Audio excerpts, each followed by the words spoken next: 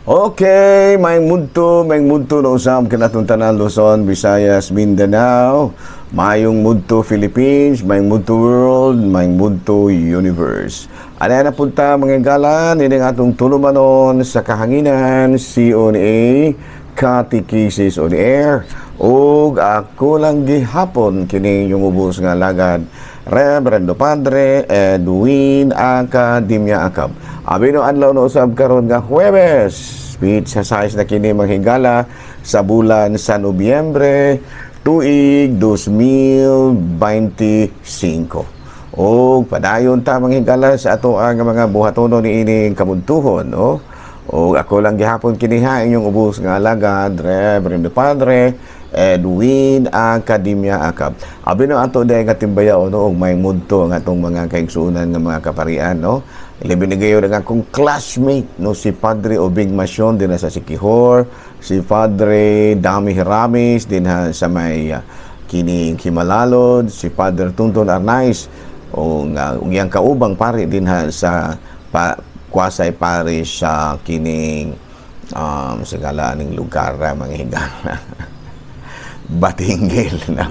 Ako mga classmate po sa Cebu, no, ako mga classmate bale ra mga buotanan ni ako mga classmate mga higala, sila si Padre Kipling Agravante, si Padre Joseph Anore, si Padre Peter Necesario, Father Rosdel Noel, Father Rumrum Narca, Father kining Glenn Banson, si Monsignor Tingting Angkahas. Uy, ka mga buutan ra bagini.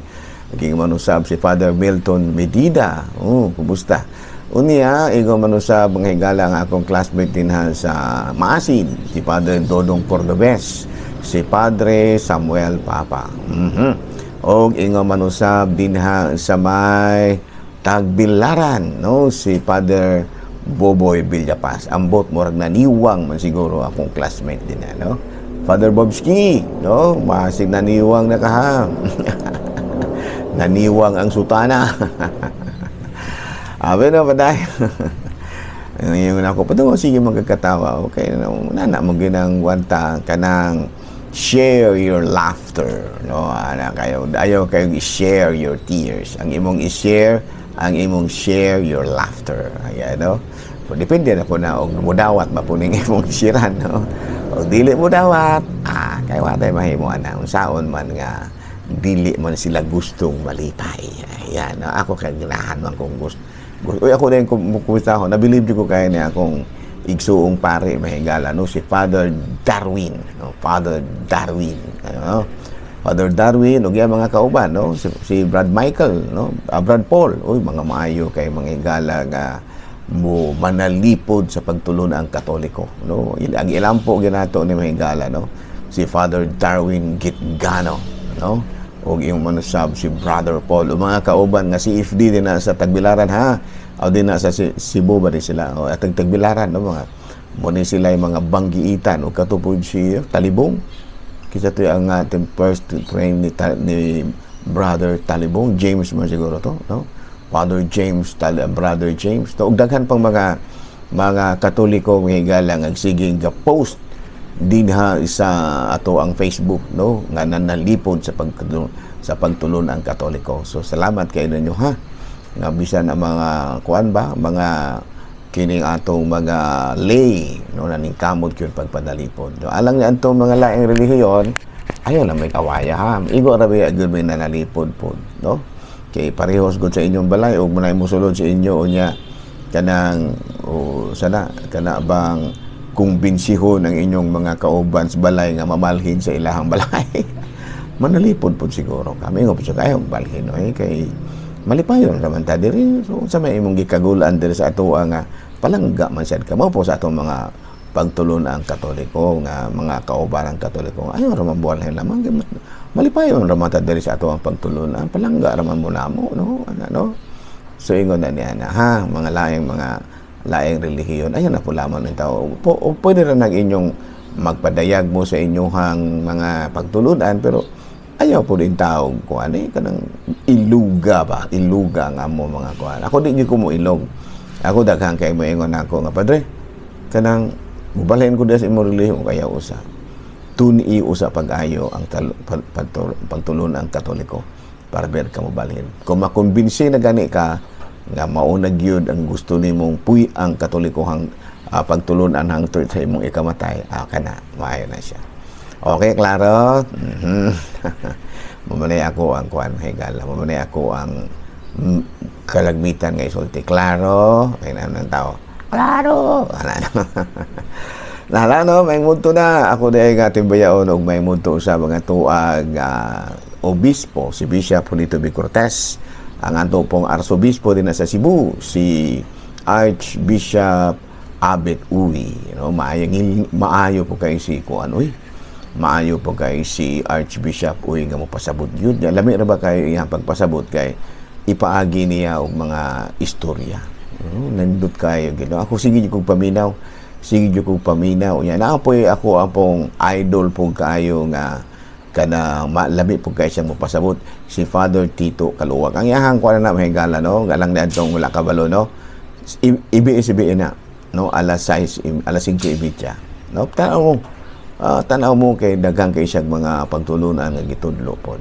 Ha? Klaro, ha? No? Ibi na siya. Hala, no? Padayon ta, mahigala sa ato ang mga buhatono ni mo ni kabuntuhan. Naroon ta sa ato ang topic. Masamay atong topic. Ang atong topic karon, asa naman to dera may gala no, may pagka-review ni gamay kay inaana man gina sa eskwelahan doon naman ay mga review gamay. Ato sa ni review gamay. Okay, do other religion honor the saints?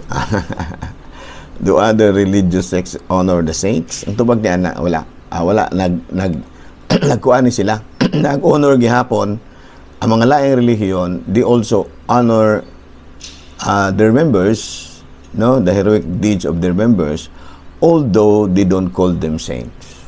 Naman na, no? Kana sila mga laing relihiyon mahigala. Actually, nagkuan gina sila kanang ila pong gipasidunggan ang ilahang mga membro nga maayo kay binuhatan, pero wala nila tawag og santos. Mura nakalahi na to. Kaya kita, atong gipasidunggan ang ato ang mga kauban Katoliko, no, ato our Catholic brothers and sisters, unya atong gitawag og mga santos. Kanatuan na ba sa langit? Sila mga laing relihiyon, actually nagkuang gihapon ni sila, nagpasidungog gihapon ni sila sa ilahang mga membro nga mga maayo kay heroic deeds ba. Pero wala lang nila tawag og santos. Kay kung ilang tawgon og santos, moingon man tang Katoliko. Tanawa, no? Kay di man na mahitabo nga wala po joy na langit nila na amang gyud po. No na nga ila pong gipasidunggan, no? Pero wala lang nila tawag og santos. Kita nagtawag tag santos, wala ra nay kalainan, pero ang nakalainan lang wala nila tawag og santos. Kita ang mga buutan nato, mga gitawag bitaw nato og mga heroic deed sa ato mga membro na ato yung napamatud-an nga na langit na gyud sila tungod sa tulo nila ka mga milagro, no? Atong gitawag og santos.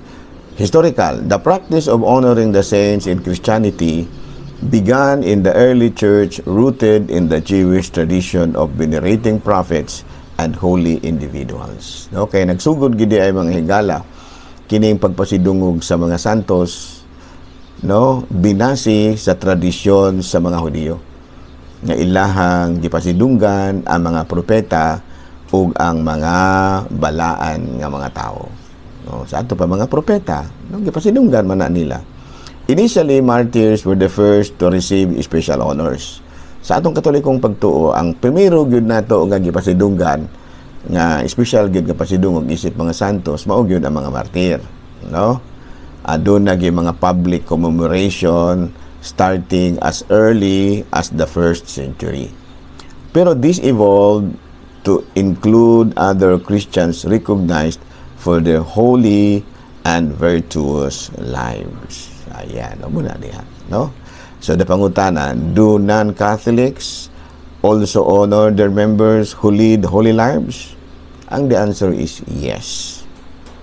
Di yun na mahitabo nga wala nila pasidunggi ang ilaha mga membro nga nagpuyo o balaanong kinabuhi.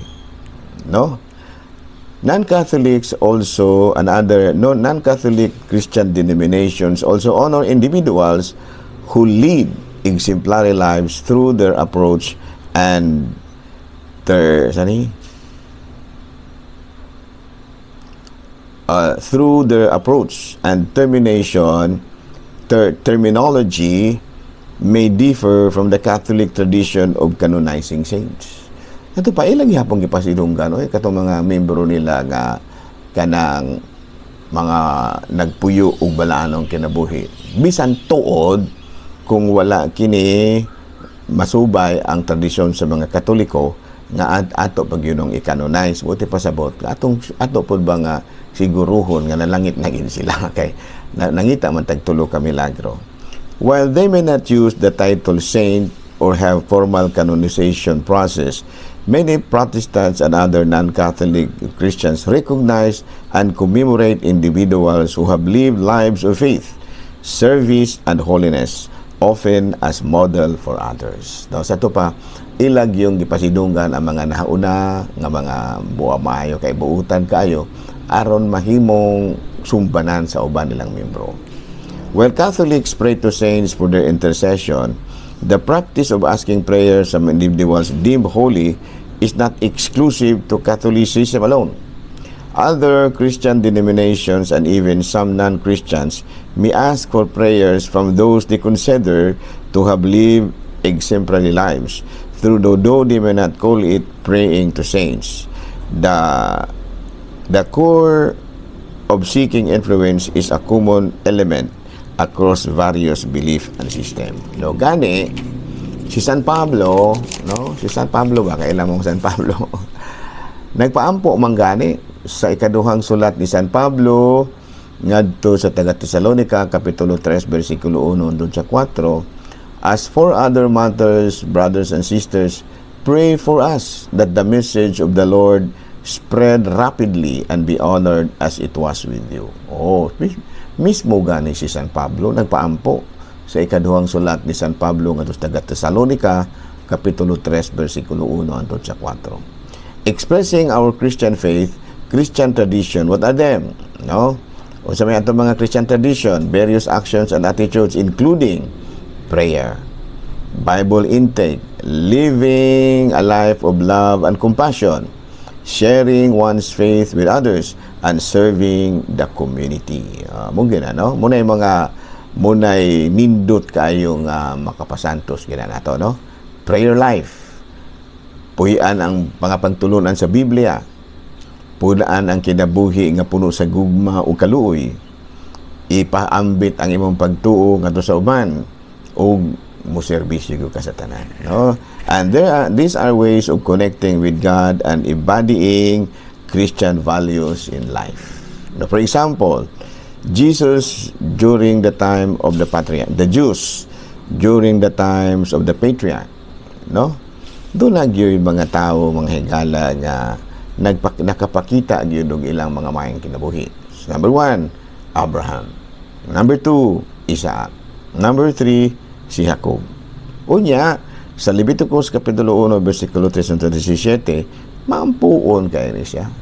Kada bitaw mga burnt offerings, halal sinulog. Kanang mga nating karnero, mga hayop, o mga turtle doves and pigeons. Voluntary offerings expressing devotions, gratitude, and atonement for sins. Ayan, So, dili po ingon gyud bitaw nga, kanabang ang atoa gani, mga pag-ampo man lang ang ilaha, doon na gyud sila ikuan. Kanang gitawag sa in English o makita, makita nga timailhan nga sila nagampo. Muna gitawag og mga burnt, mga sinunog na mga halal. Ayan, O niya, Jewish tradition, Passover meal, Exodus 12, commemorating the Israelites' liberation from slavery in Egypt. Sa ilaha Passover meal, kita unsa man Holy Eucharist. Christian tradition, the breaking of the bread, Lord's Supper, communion were bread and wine. Sa 1 Corinthians 11 verse 24 gi-explain gina siya. Okay? So muna unya doon na mag-ingon nga ngano man na tinuod ngano ana, So sa kuan sa Mateo kapitulo 18 bersikulo 18 nagkanayon si Kristo ngadto sa mga apostoles. Kung unsay inyong itugot dinhi sa yuta, itugot usab dito sa langit. Ug unsay inyong idili dinhi sa yuta, idili usab dito sa langit. So diha dapit ang basihan nato, no, sa mga obispo. Okay, unya sa ordinasyon, the priest, the authority of the bishop, no, ang usa ka pari makadawat usab sa otoridad sa usa ka obispo pinaagi sa ordinasyon. Ayan, no. So higutis mo tang ginagawa yung higala, no. Kinibitang pagdumala bitaw natong parokya mahigala, no. Murag mao ba ya gyud pod sa gihimo ni Kristo nga kana ba di kay mao gyud mang pamaagi gyud sa pagdumala sa parokya. Unang-una do na kita ay breaking of the bread, no, kini gitawag nato sa English Holy Eucharist. Unang-una pagpamunyag ana, no, unya pagpasaylo sa mga sala, kini bitang gitawag sa English og kanang kana bitang the sacrament of reconciliation, no, unya pagdayon ng kamatay, anointing of the sick. Sa ato pabuti pasabot nga the community headed by the priest really act in behalf of Christ, no. Sa ato pa kanang do na magoy ingon ni ana nga kinahanglan do nagiulo unya ang ulo mao ang pare, yung ang lawas mao na ang mga organization tanang katawhan, no.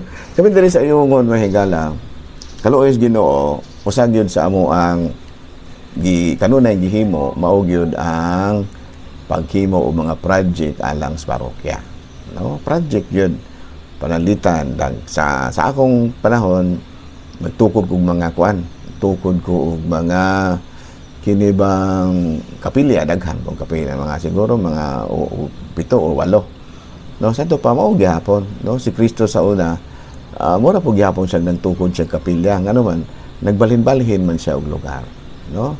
Kuan man siya kanang gitawag nato og itinerant preacher. Gani kay ang kuan lagi mahigala ang place of worship mao malagi ang mga tao, no, di ba may kamo ang simbahan, kamo ang lawas ni Kristo nga mao ang simbahan. Sa ato pa si Kristo mismo nagtukod po og mga simbahan nga mao ang katawhan. Pero kami mga pari nagtukod po mig mga katawhan, no, pero apila ni ana ang balay alampuanan. Okay, klaro. So salamat kayo sa inyong pag-uban-uban ako mahigala, ha. Medyo pantaron mahigala, no. Lipay-lipay tagamay kay medyo nilurang-lurang na ang mga bagyo, pero si Tino murag nilgawas naman siguro si Tino, no, si Tinula. Pero rag napagyapoy bagyong baga. Ako rin yung pangayos Ginoo nga unta, no, moabot ang Pasko nga walay kakulian ug mulabay ang Pasko nga walay kakulian. Okay? So din lang ko na ako kutob, ako lang gihapon kini yung ubos nga alagad Reverend Padre ng Akademya Akab, mana milit na usab kaninyo ug manalangin kanato ang Dios magagaong sanan. Amahan, Anak, Espiritu Santo. Amen. Good noon, Pilipinas.